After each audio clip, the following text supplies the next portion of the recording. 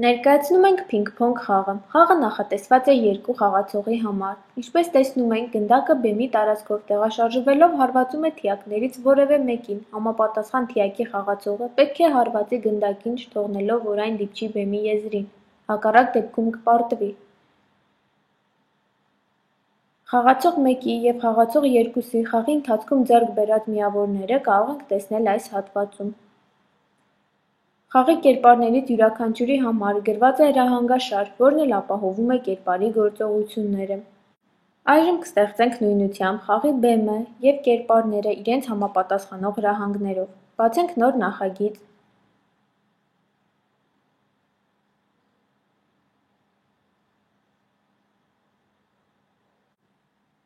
Հեռացնենք աղվեսին, այս նախագծում այն մեզ հարկավոր չէ։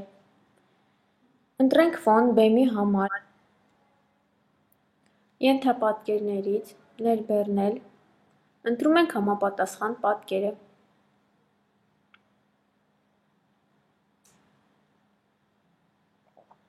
Այնուհետև նկարենք թիակները նկարչական խմբագրի միջոցով։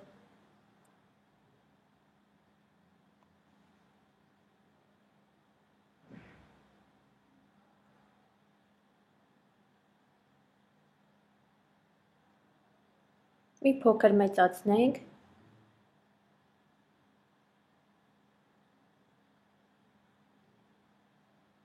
Կրկնօրինակենք, քանի որ մեզ անհրաժեշտ է երկու թիակ։ Տեղադրենք համապատասխան տեղում և նկարենք գնդակը նորից նկարչական խմբագրի միջոցով։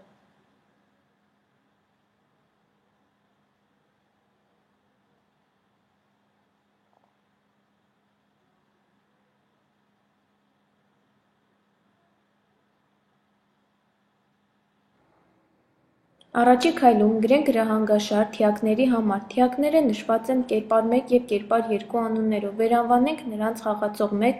և խաղացող 2։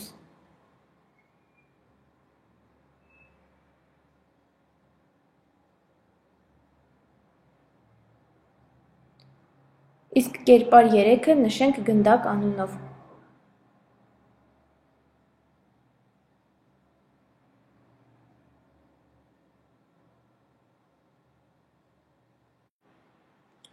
Մեզ անհրաժեշտ է, որ խաղացող 1-ին համապատասխանող թիակը վեր և վար սլաքների միջոցով տեղափոխվի վերև և ներքև։ Կառավարումից ընտրում ենք, երբ դրոշը սեղմված է,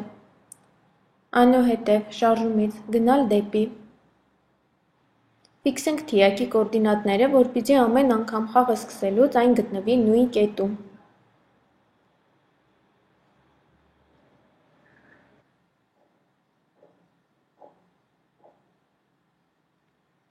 Նշում ենք -221 x-ի արժեք և 9 y-ի արժեք։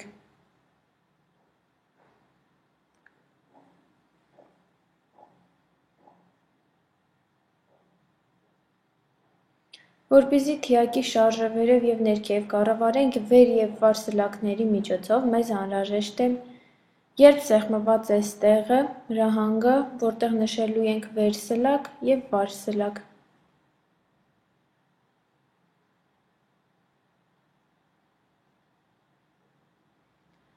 Որպեսզի ամեն անգամ վեր սլաքը սեղմելիս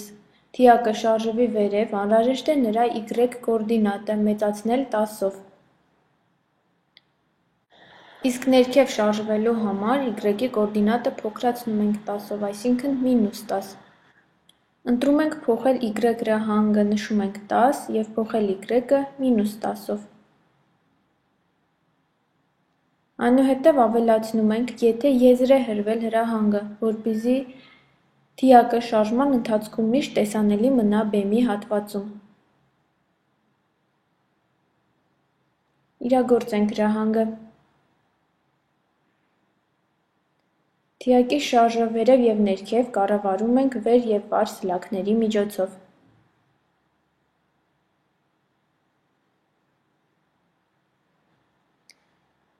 Գրեթե նույնատիպ հրահանգաշար գրում ենք թիակ 2-ի համար, որը համապատասխանում է խաղացող 2-ին։ Ընտրում ենք, երբ սեղմված է,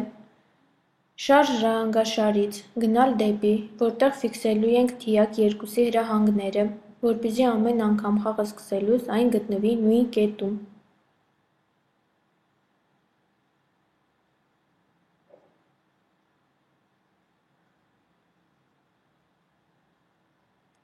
Նշում ենք 224 և 9։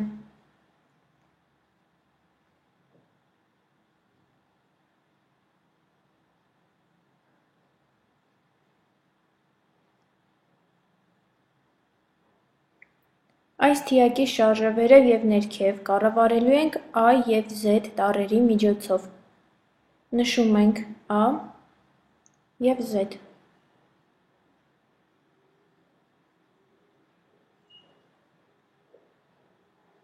Որպեսզի ամեն անգամ A տառը սեղմելիս թիակը շարժվի վերև, անհրաժեշտ է նրա Y կոորդինատը մեծացնել 10-ով։ Ընտրում ենք փոխել Y-ը, փոխում ենք Y-ի արժեքը 10-ով, իսկ ներքև կառավարելու համար փոխում ենք Y-ի արժեքը -10-ով և ավելացնում, եթե եզր է հրվել հրահանգը։ Իրագործում ենք։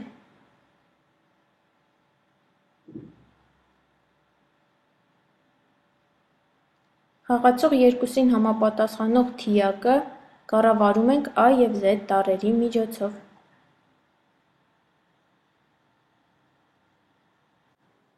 Մինչ գնդակի համար հրահանգաշար գրելը մեզ անհրաժեշտ է ստեղծել ևս 3 կերպար, որոնք տեղադրված կլինեն թիակների ետնամասում և բեմի վերևի հատվածում։ Այդ կերպարների դերը կայանում է նրանում, որ երբ թիակը չկարողանա հարվածել գնդակին,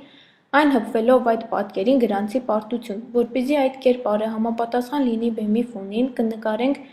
նրանից հատված նկարչական խմբագրի միջոցով։ Ներբեռնենք համապատասխան պատկերը։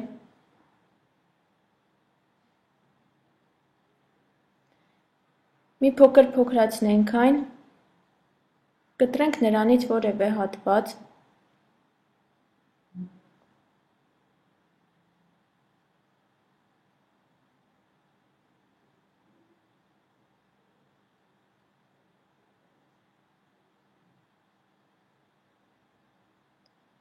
հեռացնենք պատկերի ավելորդ հատվածը,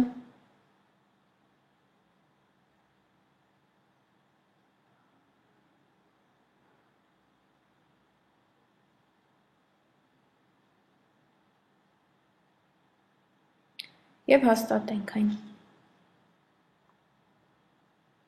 Ահա պատկերը։ Մի փոքր այն մեծացնենք, որպեսզի համապատասխանի բեմի երկարությանը և կրկնօրինակենք։ Տեղադրենք թիակի ետնամասում։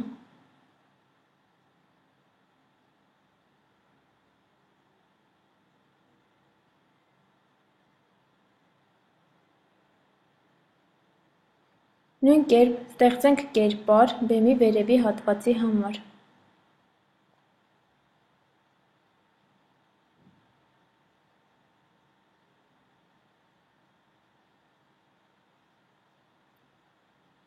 Կտրենք վերևից մի փոքր հատված։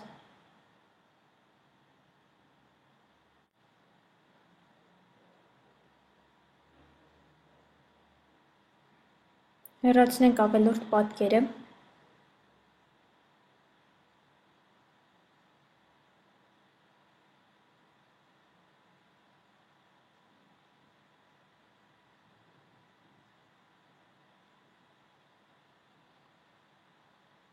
Եվ հաստատենք։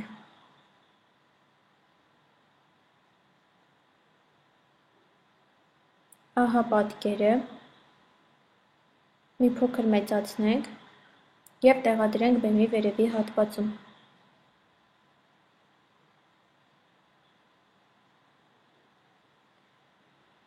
Կերպարները մեզ մոտ նշված են կերպար 1, կերպար 2 և կերպար 3 կանոններով, վերանվանենք նրանց։ Համապատասխանաբար նշենք գոլ 1, գոլ 2 և գոլ 3 անուններով։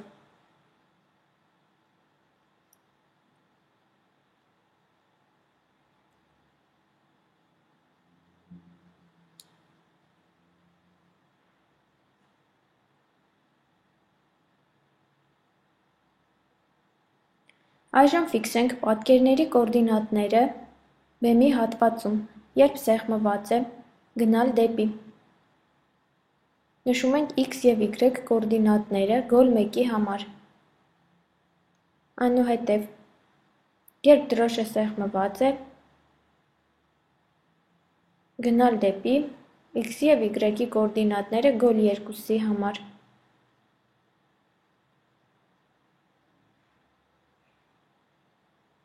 Նշում ենք մինուս 331 և 1։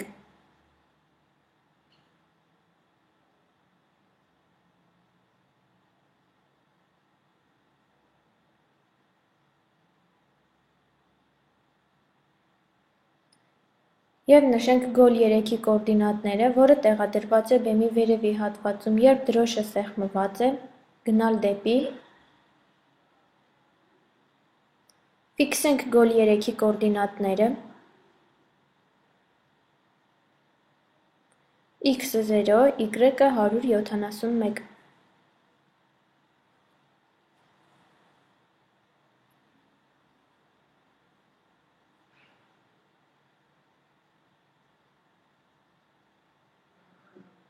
Այժմ գրենք հրահանգաշար գնդակի համար։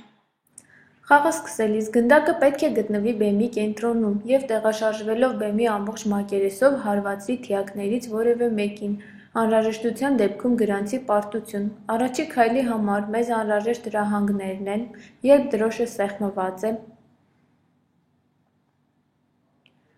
Այնուհետև պետք է նշենք գնդակի ուղղությունը։ Գնդակի ուղղությունը համարժեք է 45 աստիճանին։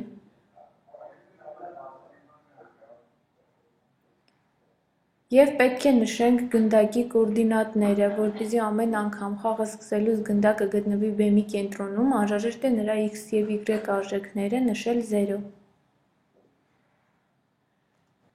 Եվ որպեսզի գնդակի շարժը բեմի կենտրոնից չլինի ակնթարթորեն, անհրաժեշտ է, որ այն սպասի որոշակի վայրկյաններ։ Նշենք սպասելու տևողությունը 0,7։ Այնուհետև գնդակը, սկսելով իր շարժումը բեմի կենտրոնից, տեղափոխվի 7 քայլին համարժեք։ Ընտրում ենք տեղափոխվել շարժում բաժնից, նշում ենք 7 քայլ, և եթե եզր է հրվել։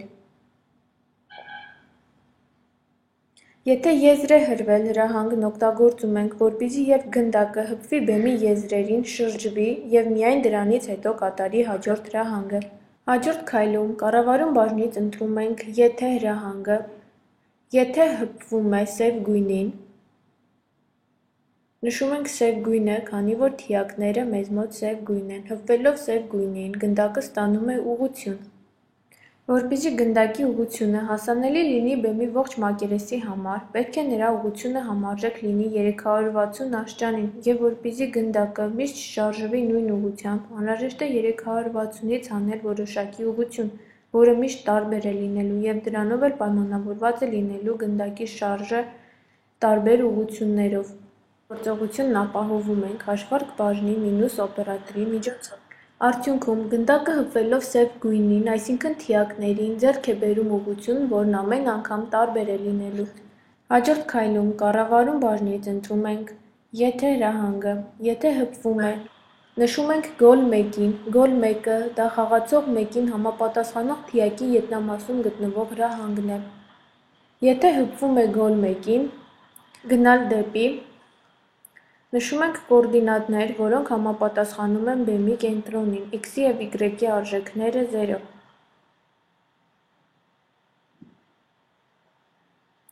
Եվ սպասել որոշակի վայրկյաններ, սպասելու ժամանակահատվածը կնշենք 0,7 վայրկյան։ Սա նշանակում է, որ ամեն անգամ, երբ գնդակը հպվում է գոլ 1-ին, գրանցում է պարտություն և տեղափոխվելով բեմի կենտրոն, նորից վերսկսում է խաղը։ Նմանատիպ հրահանգ գրում ենք գոլ 2-ի համար։ Ընտրում ենք եթե հրահանգը, եթե հպվում է գոլ 2-ին, գոլ 2-ը դա խաղացող երկուսին համապատասխանող թիակի ետնամասում գտնվող կերպարն է։ Եթե հպվում է գոլ 2-ին, գնալ դեպի, նշում ենք բեմի կենտրոնի կոորդինատները, x-ի և y-ի արժեքները 0 և սպասել նորից 0,7 վայրկյան։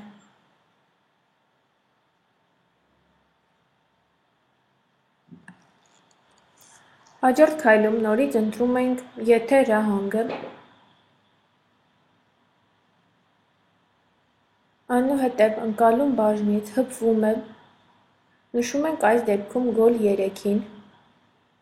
գոլ 3-ը դա բեմի վերևի հատվածում գտնվող կերպարն է, երբ հպվում է գոլ 3-ին, ստանում է ուղղություն, որը պետք է փոքր լինի 180 աստիճանից, 180 աստիճանից փոքր ուղղություն ստանալու համար օգտագործում ենք ընկալում բաժնի մինուս օպերատորը, մեզ անհրաժեշտ է 180-ից փոքր ուղղություն, որպեսզի գնդակը, երբ հպվում է բեմի վերևի հատվածին, շարժվի դեպի ներքև։ Նրա շարժումը ամեն անգամ ունենալու է տարբեր ուղղություն։ Այս ամբողջ հրահանգները, սկսած տեղափոխվել 7 քայլից, անհրաժեշտ է տեղադրել անվերջ հրահանգի մեջ, որպեսզի գնդակը այս հրահանգները կատարի ոչ թե մեկ անգամ, այլ անընդհատ խաղի ընթացքում։ Իրագործենք հրահանգները։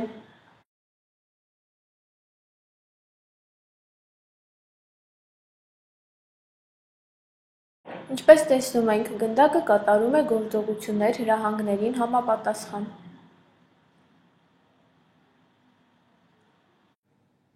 Այժմ ստեղծենք խաղացող 1-ի և խաղացող 2-ի միավորների համակարգը, դրա համար օգտվում ենք փոփոխական հրահանգաշարից։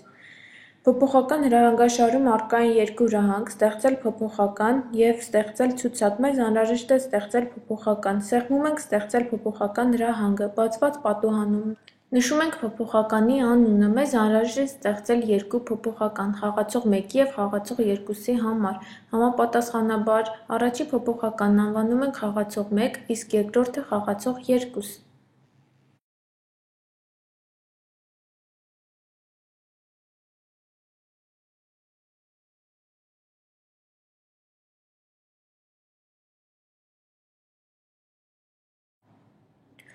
Խաղացող 1 և խաղացող 2 փոփոխականները տեսանելի են նաև բեմի հատվածում։ Տեղադրենք փոփոխականները խաղացող 1-ի և խաղացող 2-ին համապատասխան։ Ստեղծելով խաղացող 1 և խաղացող 2 փոփոխականները, փոփոխական բաժնում ավելանում են հետևյալ հրահանգները։ Առաջին երկուսը մեր ստեղծած փոփոխականներն են, որոնք բեմի վրա տեսնելու համար նշում ենք վանդակը։ Հաջորդը ցույց է տալիս փոփոխականի արժեքը, փոխել փոփոխականը որոշակի արժեքով, ցույց տալ փոփոխականը և թաքցնել փոփոխականը։ Այս խաղում մեզ անհրաժեշտ է փոփոխականի սկզբնական արժեքը ցույց տվող հրահանգը։ Ավելացնում ենք խաղացող 1 և խաղացող 2 փոփոխականները, որոնց արժեքները 0 են։ Ստացվում է, որ երբ սեղմված է դրոշը, գնդակը իր շարժումը սկսելով բեմի կենտրոնից, խաղացող 1-ի և խաղացող 2-ի միավորները հավասարեցնում է 0-ի։ Այնուհետև մեզ անհրաժեշտ է փոխել փոփոխականների արժեքները երկու դեպքում՝ առաջի դեպքում, երբ հպվում է գոլ 1-ին և երկրորդ դեպքում, երբ հպվում է գոլ 2-ին։ Ավելացնում ենք փոխել փոփոխականը հրահանգը։ Առաջինն ավելացնում ենք, երբ հպվում է գոլ 1-ին, փոխել խաղացող 2 փոփոխականը 1-ով, այնուհետև երբ հպվում է գոլ 2-ին, փոխել խաղացող 1 փոփոխականը 1-ով։ Սա նշանակում է, որ ամեն անգամ, երբ գնդակը հպվում է գոլ 1-ին, խաղացող 2-ի փոփոխականի արժեքը ավելանում է 1-ով, երբ հպվում է գոլ 2-ին, խաղացող 1-ի փոփոխականի արժեքը ավելանում է 1-ով։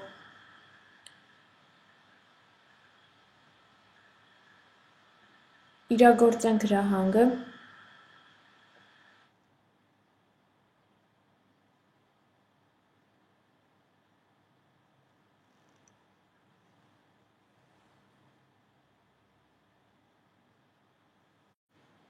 Արդյունքում խաղացող 1-ի միավորը 0 է, իսկ խաղացող 2-ը հավաքեց 3 միավոր։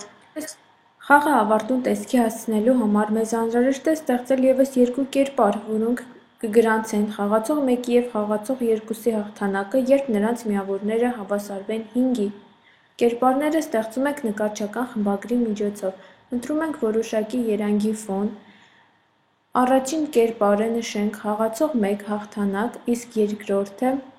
խաղացող 2 հաղթանակ։ Դրանք ցույց են տալիս առաջինը համապատասխանաբար խաղացող 1-ի հաղթանակը, երբ նրա միավորը հավասարվի 5-ի, իսկ երկրորդը խաղացող 2-ի հաղթանակը։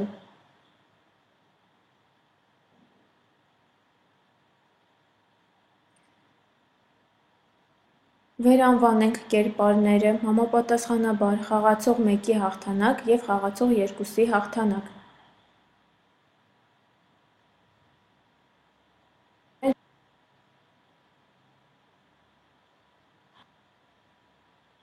Այժմ գրենք հրահանգաշար այս կերպարների համար։ Սկսենք խաղացող 1-ի հաղթանակը ցույց տվող կերպարից։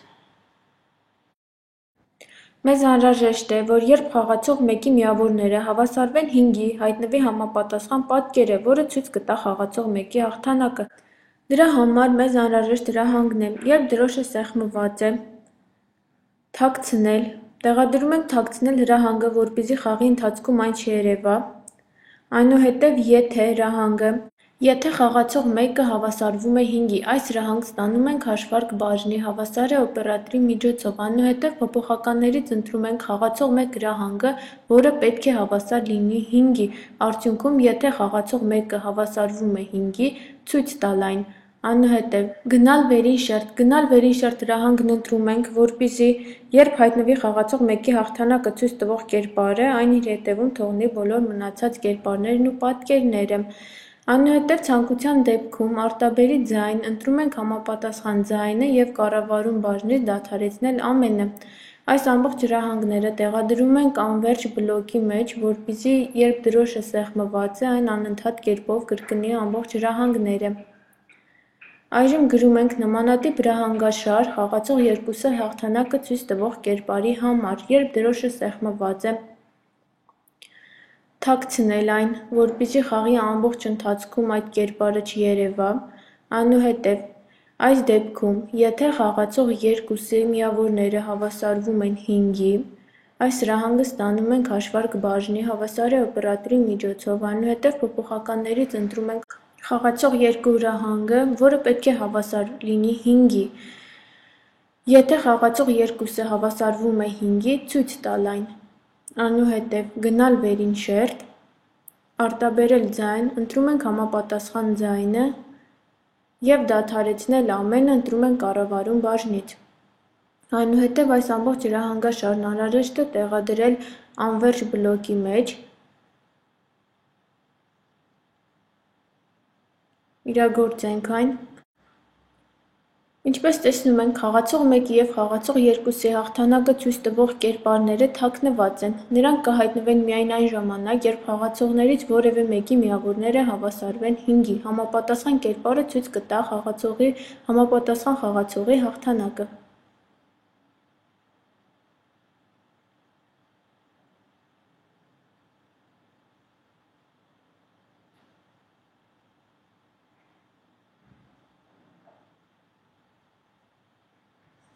Խաղի ընթացքում հաղթեց խաղացող 2-ը։ Այս խաղն ստեղծելու համար մենք ստեղծեցինք բազմաթիվ կերպարներ, յուրաքանչյուր կերպարի համար գրվեց առանձին հրահանգաշար։ Արդյունքում ունեցանք փինգ-փոնգ խաղը։